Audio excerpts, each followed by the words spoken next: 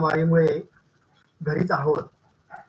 आपण शाळेत जात नसलो तरी सुद्धा आपलं ऑनलाईन शिक्षण चालू आहे. आणि या ऑनलाईन शिक्षणामध्ये बृहन्मुंबई महानगरपालिका अंतर्गत ऑनलाईन शिक्षणामध्ये तुमचं पुन्हा एकदा स्वागत. मी श्री सुरेश पवार, माझी शाळा आहे उरण उच्च प्राथमिक मराठी शाळा क्रमांक 3. तुमचं पुन्हा एकदा स्वागत करतो. या ऑनलाईन शिक्षणामध्ये आपण इयत्ता 7 मधील सामान्य विज्ञानाचा आज आपण अभ्यास करणार आहोत. आणि आपल्या प्रकरणाचं नाव आहे मूलद्रव्य, संयोग आणि मिश्रणे. यामध्ये आपण मागच्या तासाला मिश्रणासंबंधी माहिती पाहिली होती. आपण आज पुढचा भाग, या मिश्रणातीलच पुढचा भाग पाहणार आहोत. म्हणून आजचा घटक आहे मिश्रणे. चला तर मुलांनो, आपण सुरुवात करूया.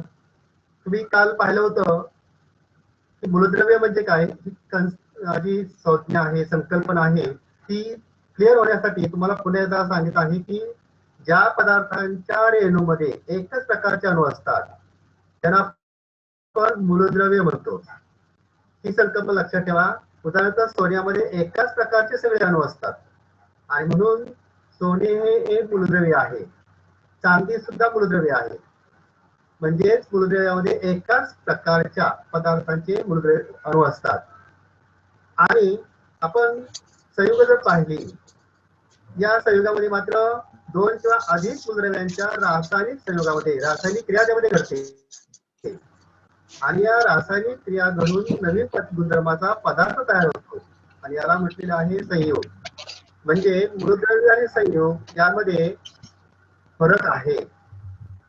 या संयुगाचा लहानात लहान जो कण आहे, या लहानात लहान कणाला आपण रेणू असं म्हणतो आणि मूलद्रव्याचा लहानात लहान कण आहे त्याला अणू म्हणतो. हे आपण कालच्या तासापर्यंत पाहिलेलं होतं. आता ही जी संकल्पना आहे, ही संकल्पना घेऊन आपण पुढे जाणार आहोत. आपल्याला माहिती आहे पाण्यामध्ये हायड्रोजनचे 2 अणू असतात आणि ऑक्सिजनचा 1 अणू असतो. म्हणजे एकूण किती होतात? 3 अणू होतात. म्हणजेच या 3 अणूंपासून पाण्याचा एक रेणू तयार होतो आणि हा रेणू सुद्धा अणुप्रमाणे आपल्याला डोळ्यांनी दिसत नाही, स्पष्ट पाहू शकत नाही, इतका सूक्ष्म असतो. आणि अशा अनेक रेणूंपासून पाणी हे मूलद्रव्य तयार होतं. पाण्याचा म्हणजे संयुगाचा, पाणी या संयुगाचा लहानात लहान कण म्हणजेच रेणू. आणि या रेणू हा जो आहे तो 2 हायड्रोजन 1 ऑक्सिजन यांच्यापासून तयार झालेला आहे. आता आपण या ठिकाणी रेणू आहे त्याचं सूत्र कसं लिहायचं ते आपण पाहिलं होतं. मूलद्रव्यांची संज्ञा आणि त्यामध्ये असलेल्या अणूंची संख्या आपल्याला जर माहित असेल तर आपण त्या संयुगाचं रेणूसूत्र लिहू शकतो. म्हणजे संयुगात असणाऱ्या घटक मूलद्रव्यांच्या संज्ञा आणि अणूंची संख्या यांच्या साहाय्याने संयुगाचे लेखन करता येतं आणि त्यालाच आपण रेणूसूत्र म्हणतो. उदाहरणार्थ पाणी म्हणजे H2O, कार्बन डायऑक्साइड म्हणजे CO2. इंग्लिश मध्ये बोलायला थोडं सोपं जातं, त्याचं CO2 म्हणणं थोडंसं अवघड असतं कारण मराठी निम्म आणि इंग्लिश निम्म, त्यामुळे आपण इंग्लिश मध्ये CO2 म्हटलं तरी चालेल. नायट्रोजन डायऑक्साइड म्हणजे NO2. NaCl म्हणजे मीठ, व्यवहारामध्ये त्याला आपण मीठ म्हणतो आणि त्याला शास्त्रीय नाव आहे सोडियम क्लोराईड. काय नाव आहे? Sodium chloride. NH3 त्याला आपण अमोनिया म्हणतो. काय म्हणतो आपण? अमोनिया. आणि HCl याला म्हणतो आपण हायड्रोक्लोरिक आम्ल. आता H2SO4 म्हणजे सल्फ्युरिक आम्ल. H2SO4 म्हणजे काय बरं? सल्फ्युरिक आम्ल. अशा प्रकारची काही रेणूसूत्र आपण लिहू शकतो. असे अनेक संयोग आहेत की त्यांच्या सगळ्यांची रेणूसूत्र आपल्याला लिहिता येतात. आपण काल पाहिलं होतं. आता हे सर्व पाहिल्यानंतर आपल्या लक्षात येईल की संयुग जे आहे ही संयुग मूलद्रव्यांच्या एक किंवा दोन किंवा अनेक अणूंपासून तयार झालेले आहेत. आणि ते आपण पाहता पाहता पुढे आपण गेलो होतो मिश्रणे. मिश्रणे म्हणजे काय बरं हे सुद्धा पाहिलं होतं. आणि त्याचं उदाहरण आपण घेतलं होतं, घरगुती उदाहरण होती. आणि त्या उदाहरणामध्ये लक्षात आलं होतं की काही द्रव्य आहेत दोन किंवा अधिक पदार्थांची बनलेले असतात आणि त्यांना आपण मिश्रण म्हणतो. पण मिश्रणाचा एक गुणधर्म आहे, त्याचे घटक जे पदार्थ आहेत त्यांचे गुणधर्म मात्र बदलत नाही. संयुगामध्ये घटक आहेत त्यांचे गुणधर्म बदलून नवीन गुणधर्माचा पदार्थ तयार होतो. त्या संयुगापासून नवीन गुणधर्माचा पदार्थ तयार होतो. पण मिश्रणामध्ये असे पदार्थ तयार होत नाही, जसे गुणधर्म तसेच राहतात. उदाहरणार्थ आपण पाहिलं होतं कोशिंबीर ते पाहिली होती, सरबत होता लिंबू सरबत, त्यामध्ये लिंबू सरबत याची चव जशी तशी आपल्याला पाहायला मिळते. साखरेची गोड चव असते, लिंबूच्या रसाची आंबट चव असते, ती आपल्याला या ठिकाणी पाहिलं होतं आपण. पाण्याला चव कोणती नाही, पाणी चवहीन आहे. चवहीन म्हणजे चव नसलेलं, कोणती चव नसते. फक्त त्यात जर दुसरे पदार्थ मिसळले तर त्याला चव येते, वेगळी चव लागते. तर प्रत्यक्ष पाण्याची चव कोणती नाही, फक्त आपला आंबट या ठिकाणी लिंबूमुळे मिळते. आता तुम्हाला माहिती आहे हवा जे आहे हे सुद्धा एक मिश्रण आहे. कोण सांगेल बरं या हवेमध्ये कोणकोणते घटक असतात? सांगा बघू आता.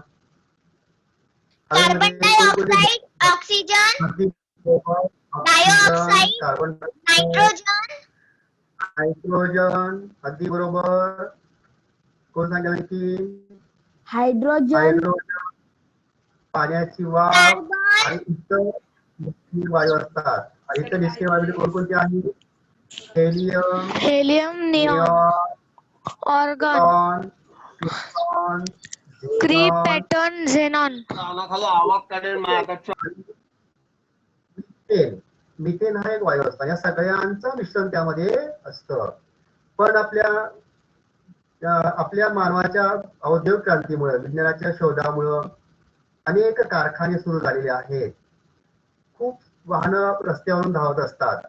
त्यामुळे कारखाने आणि वाहने यातून बाहेर पडणारे विषारी वायू सुद्धा त्यामध्ये मिसळले जातात. प्रत्यक्ष मात्र या सगळ्या वायूंचे गुणधर्म तेच आहे, फक्त एकत्र एकजीव मिश्रण तयार झालेले आहे. आणि म्हणून हवा हे एक मिश्रण आहे असं म्हटलं जातं. आणि यामध्ये सगळे वायू आहेत, nitrogen, oxygen, hydrogen, carbon dioxide, पाण्याची वाफ आणि इतर निष्क्रिय वायू. निष्क्रिय म्हणजे कोणतीही ती क्रिया दुसऱ्या कोणत्याही पदार्थावर किंवा कोणत्याही इतर संयुगावर किंवा द्रव्यावरती करत नाही, ते स्थिर असतात. आणि ते आहेत helium, neon, argon, krypton, xenon आणि मिथेन वायू. असे सगळे वायू यात एकत्र येऊन मिश्रण तयार झालेले आहे. आता आपण हे जे मिश्रण आहे त्याचे दोन प्रकार पडतात. एक समांगी म्हणजे एकजीव असं मिश्रण, एकजीव म्हणतो आपण त्याला. उदाहरणार्थ लिंबू सरबत एकजीव मिश्रण आहे. नंतर हवा सुद्धा एक एकजीव मिश्रण आहे, त्याला आपण समांगी मिश्रण म्हणतो. आणि उदाहरणार्थ दूध, शाई, मिठाचं द्रावण, साखरेचं द्रावण हे सुद्धा उदाहरण आपल्याला सांगता येईल. आणि दुसरा प्रकार आहे विषमांगी मिश्रण. विषमांगी म्हणजे ते घटक वगैरे जसे तसे आपल्याला स्पष्ट दिसतात. उदाहरणार्थ भेळीमध्ये वेगवेगळ्या प्रकारचे घटक असतात. कोण सांगेल भेळीमध्ये कोणकोणते घटक असतात? भेळ खाल्ली असेल तुम्ही ना, सांगा भाऊ एकाने मला. भेळीमध्ये घटक असतात, बरोबर. आणखी साखर, ठीक आहे, साखर. आणखी कोणते घटक असतात त्यामध्ये? मैद्यामध्ये नाही, भेळ करतो आपण त्याला.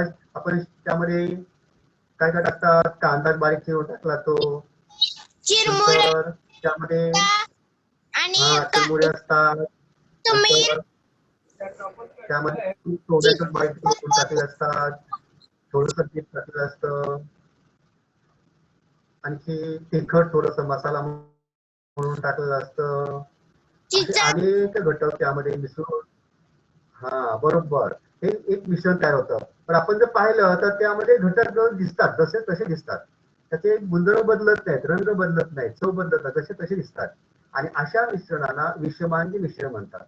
आणखी उदाहरण बघा, गढूळ पाणी, तेल आणि पाणी यांचं मिश्रण होत नाही, वेगळे होतात लगेच. गढूळ पाण्यामध्ये आपल्याला मातीचे बारीक कण पण दिसतात, काही तरंगतात, काही आतमध्ये मिसळलेले असतात, काही तळाला जाऊन बसलेले असतात मातीचे कण. आणि अशा प्रकारचे हे जे मिश्रण आहे त्याला विषमांगी मिश्रण म्हटलं जातं. त्यानंतर हे जे आपण मिश्रण आहे हे कोणत्या पद्धतीने वेगळं करायचं बरं, त्याच्या पद्धती कोणत्या आहेत आपण पाहिलं होतं जाता. सर मी सांगू माझा? गाळणे, बरोबर, सांगू चाळणे, बरं. वेचणे, निवडणे, पाखडणे. अगदी बरोबर, खूप खूप छान. म्हणजे काल घटलेला भाग तुमच्या लक्षात आहे. म्हणजे ह्या सगळ्या पद्धती आपण पाहिलेल्या आहेत. ते फक्त आपण जाता पाहूया. गाळणे, त्यानंतर चाळणे, बरोबर ना.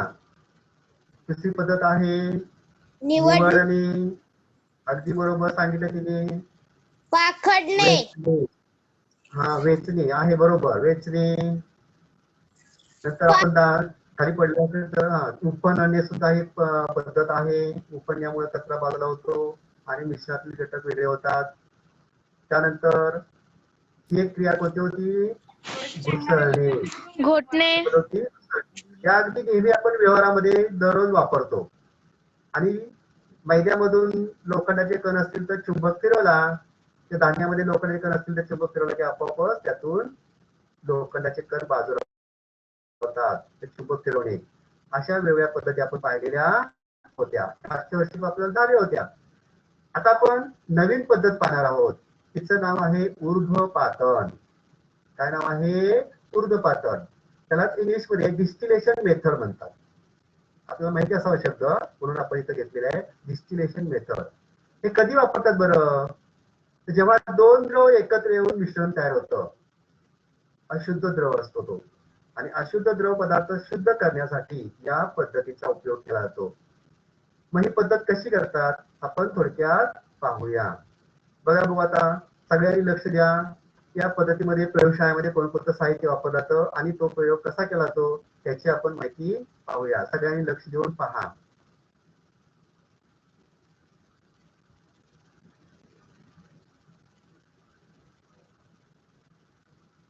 या नळीतून थंड पाणी आत येतं त्या नळीत आणि तिथून बाहेर पडतं, म्हणजे तो भाग थंड राहण्यासाठी असं पाणी आत सोडलं जातं.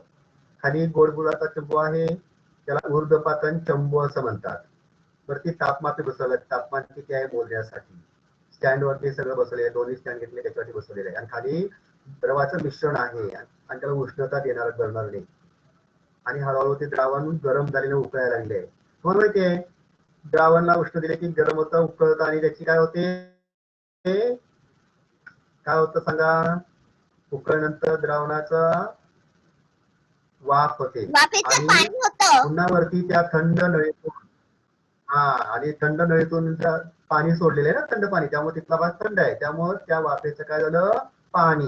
म्हणजे या मिश्रणातलं वाफ झालेली आहे, झालेल्या घटकाचं द्रवाचं पुन्हा पाणी झालेलं आहे आणि ते पाणी दुसऱ्या गोलगुळाच्या चंबूमध्ये जमा होते. म्हणजे या द्रवामध्ये असलेले दोन घटक आहेत, त्यातला एक द्रव वाफेच्या रूपात बाहेर पडला आणि पुढे तो थंड केल्यामुळं पुन्हा त्याचं पाणी झालेलं आहे, म्हणजे तो वेगळा झालेला आहे. ही जी पद्धत आहे या पद्धतीला म्हणतात ऊर्ध्वपातन पद्धत.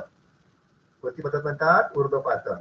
आता ही जी पद्धत आहे ती वेगवेगळ्या प्रकारच्या कारखान्यामध्ये वापरली जाते. उदाहरणार्थ अल्कोहोल जो तयार केला जातो त्या कंपनीमध्ये, अल्कोहोल फॅक्टरी म्हणतात आपण त्याला, त्या अल्कोहोल तयार करण्यासाठी आपल्याला या पद्धतीचा उपयोग केला जातो. तुम्हाला माहितीये आपण सॅनिटायझर वापरतो, इथिल अल्कोहोल हे वापरलं जातं, त्यामध्ये मिसळलं जातं, आणि या अल्कोहोलचा निर्मिती करण्यासाठी या पद्धतीचा वापर केला जातो. तिचं नाव आहे ऊर्ध्वपातन पद्धत. समजलं.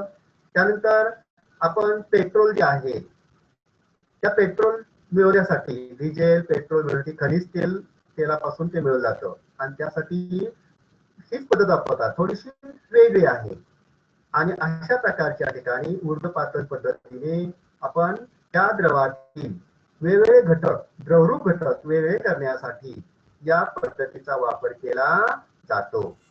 समजा सगळ्यांना म्हणजे आपण सुरुवातीला काय काय केलं बरं, तर दिलेलं साहित्य आहे त्याप्रमाणे त्याची रचना केली आणि रचना केल्यानंतर त्या मिश्रणाला उष्णता दिली.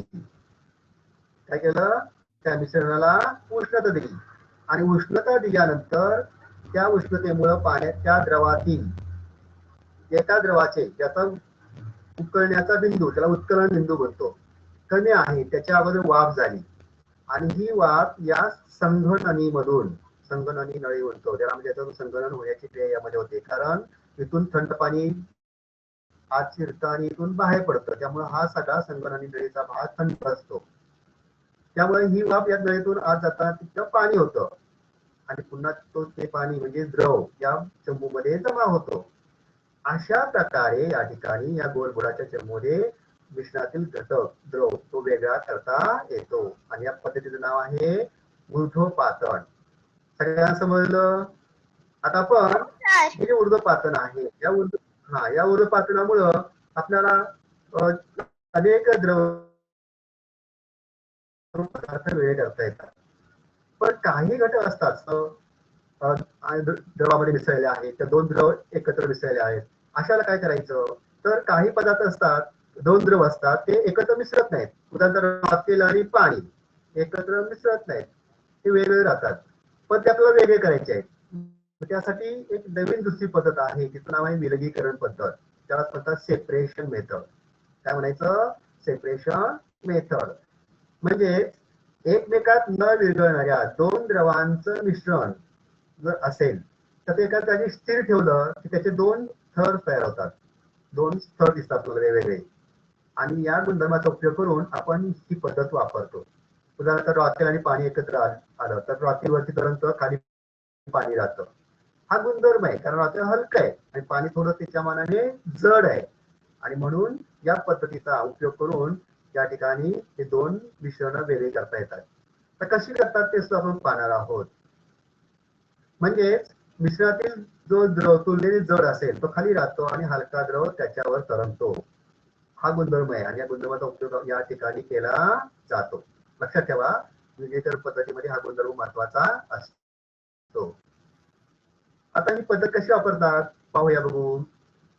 त्या ठिकाणी एक चंबू जातं, त्याला विलगीकरण चंबू असं म्हणतात, त्याला विलगीकरण नरसाळे म्हणतात. हा स्टँड आहे, इथं भूच लावला तो आणि वरती काचेचे एक नरसाळा बसलेला आहे. हे प्रयोगशाळेतलं साहित्य, आपण प्रयोग करणार आहोत त्यामुळे प्रयोगशाळेतलं साहित्यच वापरावं लागतं. पहा आता कसा प्रयोग करायचा, या बाईंनी काय केले पहा. आता या ठिकाणी सुरुवातीला निरीक्षण करा काय करतात बघा.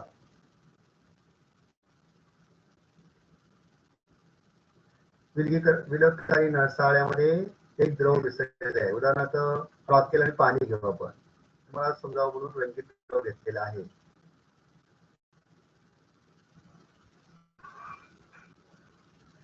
त्यामध्ये पाणी मिसळलेलं आहे, दोन द्रवांचं मिश्रण झाले पहा.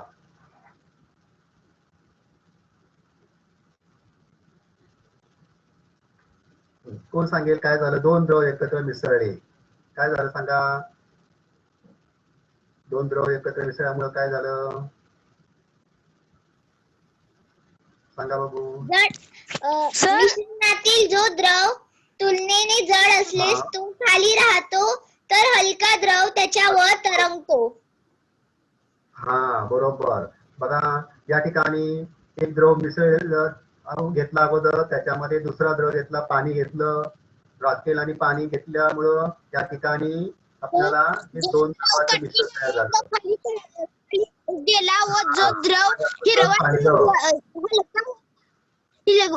द्रव पांढरे हिरवा द्रव, हा जो द्रव आहे हा द्रव वरती आलेला आहे, हा द्रव खाली गेलाय, काय झालं असेल बरं, रंगीत द्रव वरती का आला असेल बरं. सर मी सांगू, जड आहे, जड आणि हिरवा वाला द्रव जड आहे आणि पांढरा पाणी जे आहे ते हलकं आहे. मग हलका असेल तर वरती तरंगायला पाहिजे. मग तर मी सांगू, जड असेल द्रव तो खाली जातो. पाणी जड आहे आणि बरोबर. पाणी जे आहे ते जड आहे जड द्रव हिरव्याच्या खाली, त्यामुळे पाणी अगदी खाली गेले बरोबर, पाणी जड आहे ते खाली राहिलं. व हिरवा हा, द्रव जो आहे आणि हलका राखेल आहे ते वर त्यामुळे हिरवा द्रव जो आहे तो वर तरंगत वरती आहे. राहिला. हा, अगदी बरोबर. म्हणजेच या ठिकाणी आपल्याला हे दोन घटक वेगळे झालेले आहेत. तर चला, तर आता आपण हे दोन द्रव वेगळे कसे करायचे, तर त्यासाठी आपल्याला विलकाय नळसाळे वापरायचं आहे. याप्रमाणे द्रव एकत्र मिसळल्यानंतर त्यांचं मिश्रण झालेले आहे, ते दोन आपल्याला वेगळे करायचे आहेत. आता या मॅडम ज्या आहेत त्या कशा वेगळ्या करतात पहा बघू.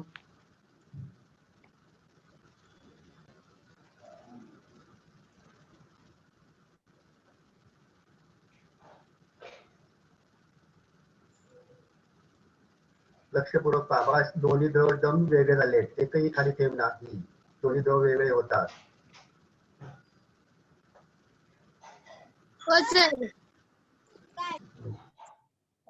आता नंतर त्यांनी थोडा वेळ भूत लावून ठेवल्यानंतर दोन स्तर तयारले आहेत, दोन थर तयारले द्रवाचे. थोड्या वेळाने 2 मिनिटानंतर पुन्हा भूत जो आहे तो काढायचा आणि खाली जो खाली कॉक दिलेला आहे का कॉक, त्याचा उपयोग करायचा आणि हळूहळू खाली चंचू पात्रामध्ये, खाली आहे चंचू पात्र, त्यामध्ये तो खाली असलेला जड द्रव खाली काढून घ्यायचा, हळूहळू खाली घेतलेला आहे.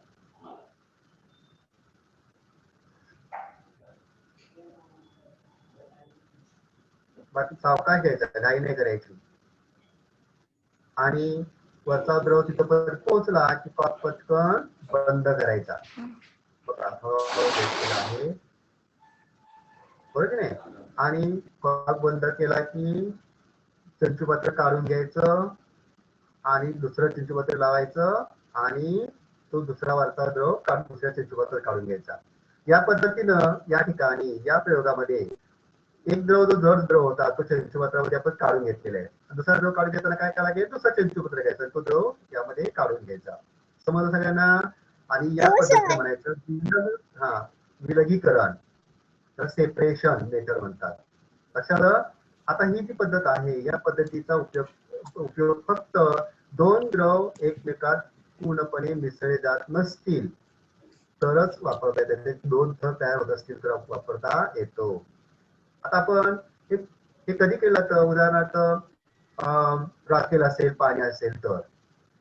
पण काही वेळा असं होतं, उदाहरणार्थ गढूळ पाणी घेतलं, एका भांड्यावर तसं ठेवलं तर जड कण तळाला जाऊन बसतात, हलके कण वर तरंगतात, पण काही कण मात्र आतमध्येच तरंगत असतात. आपण तुरटी फिरवतो, खूप प्रयत्न करतो, गाळून घेतो, तरी सुद्धा काही कण तसेच त्यामध्ये शिरले जातात. अशाला काय करायचं. त्यानंतर आपल्याकडे शाई असते, शाईपासून वेगळे घटक आहेत ते आपण वेगळे करायचे. ताक आहे, ताकामध्ये सुद्धा लहान लहान कण असतात आणि ते सुद्धा वेगवेगळे कण त्यात तरंगत असतात, ते वेगळे करायचे आहेत. रक्त आहे, रक्तामध्ये सुद्धा वेगळे घटक असतात, त्यामधले घटक वेगळे करायचे आहेत. काय करावं लागेल बरं, कोणते नवीन पद्धत आपल्याला शोधावी लागेल. पाण्यावर तेल तरंगते, पाण्यावर तेल तरंगते. बरोबर, तरंगते, करेक्ट. आणि म्हणून पाण्यावर तर तेल तरंगतं कारण तेल काय हलकं आहे, मग त्यासाठी आपण विलगीकरण पद्धत वापरली. पण काही द्रव असे असतात की त्याचे जे घटक असतात ते आतमध्ये तसेच तरंगत असतात, सूक्ष्म असतात, लहान असतात आणि ते वेगळे होत नाहीत. मग त्यासाठी एक वेगळी पद्धत आहे आणि त्याला म्हणायचं अपकेंद्री पद्धत. काय म्हणायचं, अपकेंद्री पद्धत. त्याला इंग्लिशमध्ये सेंट्रीफ्युगेशन मेथड म्हणतात. काय म्हणतात, सेंट्रीफ्युगेशन मेथड. त्या अपकेंद्री पद्धत जी आहे त्यामध्ये तुम्हाला रक्त आहे, रक्ताचे घटक वेगळे करता येतात. गढूळ पाणी अगदी स्वच्छ करण्यासाठी, त्यातले तरंगणारे पदार्थ वेगळे करण्यासाठी त्याचा उपयोग केला जातो. शाई असेल, शाईमध्ये वेगळे घटक असतात, ते वेगळे करण्यासाठी या अपकेंद्री पद्धतीचा उपयोग केला जातो. म्हणजेच मिश्रणातील स्नायूचे कण सूक्ष्म हलके असले तर द्रवात एकसारखे पसरले असतात, सगळे पसरले असतात, त्याला गाळून सुद्धा वेगळे करता येत नाहीत. मग अशा वेळेला गाळणी निवड या पद्धतीनं ते वेगळे करता येत नाही. मग त्यासाठी अपकेंद्रित पद्धतीचा उपयोग केला जातो. मग ही अपकेंद्रित पद्धत कशी आहे ते आपण पाहणार आहोत. बघूया. तुम्ही रक्त तपासण्यासाठी जेव्हा जाता प्रयोगशाळेमध्ये, म्हणजे रक्त तपासतात त्या लॅबमध्ये, तिथे आपल्याला अशा प्रकारचं यंत्र, आता नवीन पद्धतीचं यंत्र आलेलं आहे, फक्त बटन दाबलं की चालू राहतं. आपण हे साधं यंत्र बघणार आहोत फक्त. या यंत्राचा या ठिकाणी उपयोग केलेला आहे. तर कसा करायचा, थोडस लक्ष द्या, तुम्हाला कळेल. बघा, इथे गढूळ पाणी घेतलेलं आहे आणि इथं चुना घेतलेलं, चुन्याचं पाणी, चुन्याचं द्रावण म्हणतो आपण, आणि गढूळ पाणी, हे दोन्ही द्रव आहे. तर प्रत्येक द्रवातील घटक वेगळे करायचे आहेत. हे तरंगतात कण हलके आहेत आणि सगळे पसरलेले आहेत. चुन्याचं द्रावण बघा, थोडा वेळ थांबवलं तरी सुद्धा लवकर शांत होत नाही. वरती चुनकळी म्हणजे चुन्याचं जड पदार्थ खाली बसतात, पण काही घटक लवकर बसत नाही. निवडणी पद्धतीनं खूप वेळ लागतो. अशा वेळेला सुद्धा ही पद्धत वापरली जाते. कशी वापरतात आपण फक्त बघूया आणि समजावून घेऊया. बघा आता काय केलं तर, सर पाण्यात तुरटी टाकली की घाण खाली येते व पाणी वर जाते. अगदी बरोबर. पाण्यामध्ये तुरटी मिसळली की तुरटीमुळे हलके कण जड होतात आणि तळाला जाऊन बसतात, बरोबर ना. आता इथे अशीच पद्धत आहे. त्यासाठी काय करतात बघा सगळ्यांनी. ही साधी एक अपकेंद्रित पद्धतीचे यंत्र आहे आणि 2 परीक्षा नळ्या घेतलेल्या आहेत पहा. एकामध्ये गढूळ पाणी, दोन्हीमध्ये गढूळ पाणी घेतलेलं आहे समोरासमोर ठेवण्यासाठी, आणि दुसऱ्यामध्ये चुन्याचं द्रावण घेतलेलं आहे. चुना मिसळलेला आहे, त्यामध्ये द्रावण घेतलेले आहे.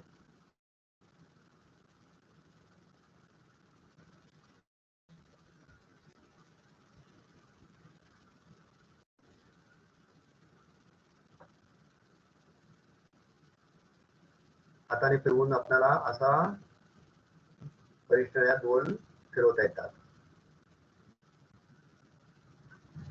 आता इथं काय झालं पहा, बघा मातीचे कण तळाला जाऊन बसले आणि शुद्ध पाणी, स्वच्छ पाणी, व पाणी आहे ते शुद्ध झाले व वर आले. हा, शुद्ध म्हणजे स्वच्छ म्हणू आपण, स्वच्छ पाणी झाले आणि तळाला काय झालं, त्याचे कण जाऊन बसले, बरोबर ना. म्हणजे अशा प्रकारची जी पद्धत आहे, या पद्धतीमध्ये आपल्याला या तरंगणारे पदार्थ वेगळे करण्यासाठी उपयोग होतो. कारण म्हणजे या अशुद्ध घटक असतील ते वेगळे करण्यासाठी या पद्धतीचा म्हणजेच अपकेंद्रित पद्धतीचा वापर करता येतो. सगळ्यांना कळालं. या पद्धतीनं आपण वेगवेगळे घटक असतील, द्रवामधील वेगवेगळे घटक असतील, ते हलके असतील आणि ते एकजीव झाले असतील, आपल्याला वेगळे करता येते. निवडणी पद्धतीनं किंवा गाडी पद्धतीने वेगळे करता येत नसतील तर या पद्धतीचा वापर करता येतो. लक्षात. आपण ही जी पद्धत आहे, ही पद्धत आपल्याला प्रयोगशाळेमध्ये किंवा रक्त तपासतात त्या लॅबमध्ये आपल्याला हे यंत्र पाहायला मिळतं. तिथं तुम्ही गेला निश्चित पहा कशा पद्धतीनं ही पद्धत वापरली जाते. दुसरी पद्धत एक आहे ते म्हणजे रंजक द्रव्य पृथक्करण पद्धत. अगदी छोट्या प्रमाणात आपल्याला या ठिकाणी घटक वेगळे करायचे असतील तर ते कसे करायचे, ते करण्यासाठी आपल्याला एक नवीन पद्धत आपल्याला पाहिजे, ती म्हणजे रंजक द्रव्य पृथक्करण पद्धत. उदाहरणार्थ शाई आहे, निळ्या रंगाची शाई आणि काळ्या रंगाची शाई. मग निळ्या रंगाची शाई आणि काळ्या रंगाची शाई एकत्र मिसळली, त्यातले घटक आहे ते घटक वेगळे करायचे. कसे करायचे बरं, ते आपण पाहणार आहोत. बघूया, सगळ्यांनी लक्ष द्या. मग एकाच द्रवामध्ये 2 किंवा अधिक पदार्थ अल्प प्रमाणात आणि थोड्या प्रमाणात विरघळलेले असतील तर रंजक द्रव्य पृथक्करण पद्धतीचा उपयोग केला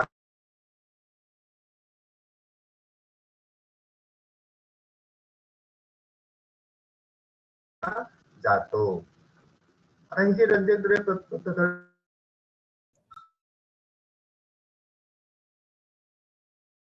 पद्धत आहे, ती पद्धत कुठे कुठे वापर न चुकी झाला प्रयोगशाळेमध्ये उपयोग करतात.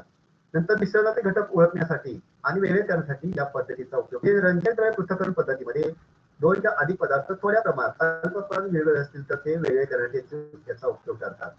आता बघूया आपण कशा पद्धतीनं या ठिकाणी ही वेगळी पद्धत वेगळे घटक करतात ही माहिती पाहूया. सगळ्यांनी लक्ष द्या. आता ही जी पद्धत आहे या पद्धतीमध्ये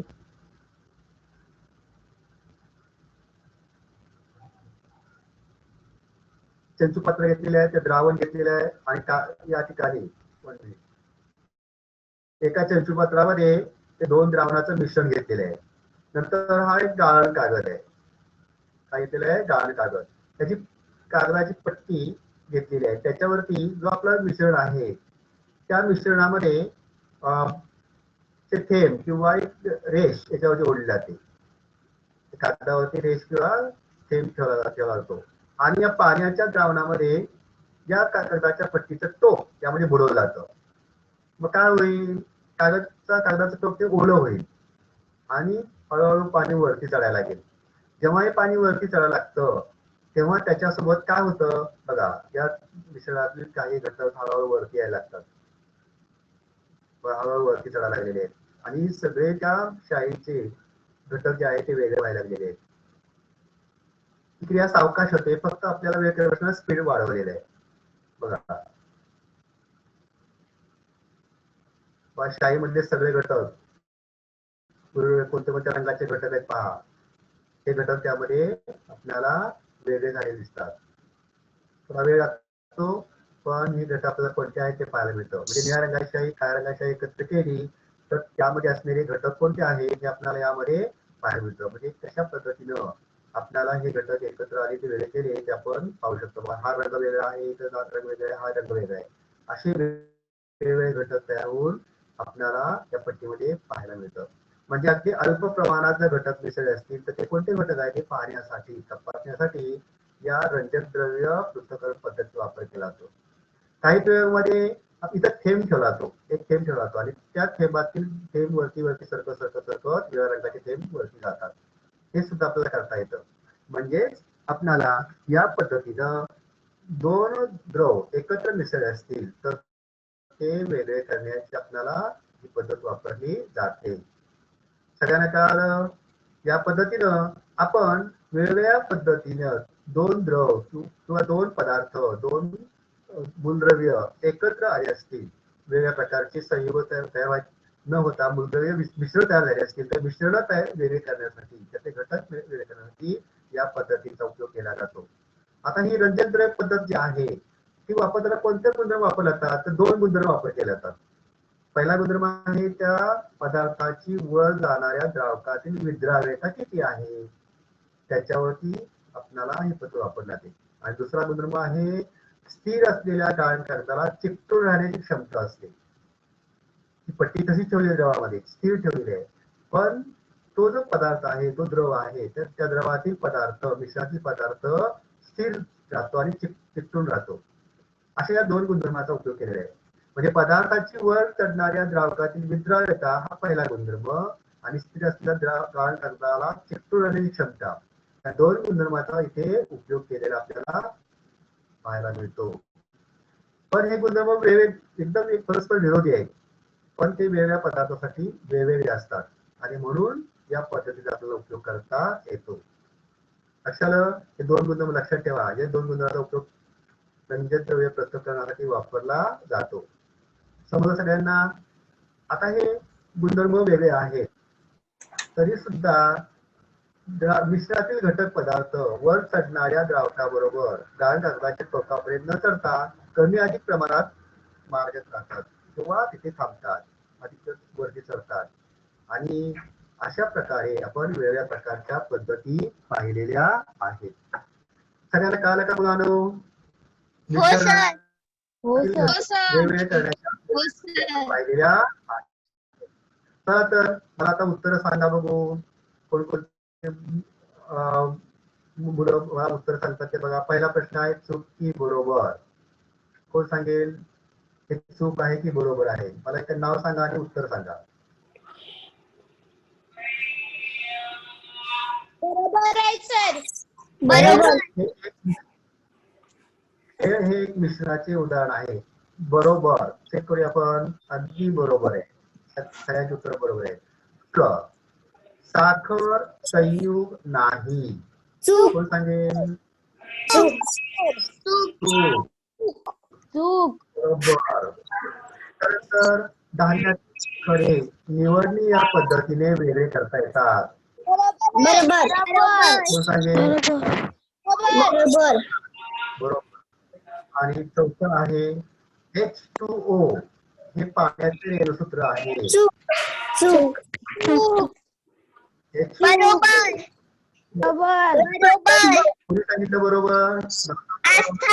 बरोबर कुणी सांगितलं? आस्था. विनय. बरोबर. तिला आस्था ती बरोबर. आपण पाहतोय की पाण्याचे रेणूसूत्र H2O आहे. आस्था उत्तराची उत्तर बरोबर आहे. समजलं? आणि 5वा आहे रक्तातील घटक वेगळे करण्यासाठी अपकेंद्रित पद्धतीचा वापर बरोबर. करतात. बरोबर. बरोबर अर्थात आपण पाहिलं. आणि 6वा आहे विलगीकरण पद्धतीने रॉकेल आणि पाणी हे दोन नाही. द्रव वेगळे करता येत नाही. चूक आहे. करता येतात म्हणजे हे चूक आहे. बरोबर म्हणजे सगळ्यांना हा घटक समजलेला आहे. बर मुलांनो तुम्हाला मूलद्रव्य म्हणजे काय, चूक. संयुग म्हणजे काय आणि मिश्रण म्हणजे काय हे सगळे जे मुद्दे आहेत पूर्ण समजले का? हो सर. हो हॅलो? सर. हा मग आता मला तुम्हाला घरचा अभ्यास द्यायचा आहे. देऊ का घरचा अभ्यास? हो सर. हा मग आता तुम्ही एक करायचं आपल्या घरामध्ये वेगवेगळे पदार्थ आहेत. मग या पदार्थांची यादी बनवायची आणि मग 3 रकान्यामध्ये एका रकान्यात मूलद्रव्य, दुसऱ्या रकान्यामध्ये मिश्रण, तिसऱ्या रकान्यामध्ये संयुग असे 3 रकाने भरून त्यामध्ये ते लिहायचे. मूलद्रव्य कोणते आहेत, संयुग कोणते आहेत आणि मिश्रण कोणते आहेत असे 3 गटामध्ये त्याची विभागणी करायची. सगळे कराल ना? हो सर. हॅलो? हा छान. बघा सगळ्यांनी आपल्या आजूबाजूला असलेले आपल्या घरामध्ये असलेले वेगवेगळे पदार्थ आहेत त्या पदार्थांचं मूलद्रव्य, संयुग आणि मिश्रण या 3 गटामध्ये विभागणी करून लिहायची आणि आपल्या टीचरला दाखवायची. समजलं? सगळ्यांना समजलं का? हो सर. हो सर. ओके धन्यवाद. खूप छान आज तुम्ही शांतपणे शिकून घेतलं, माहिती पाहिली. खूप छान मुले आहात तुम्ही. पुन्हा एकदा धन्यवाद.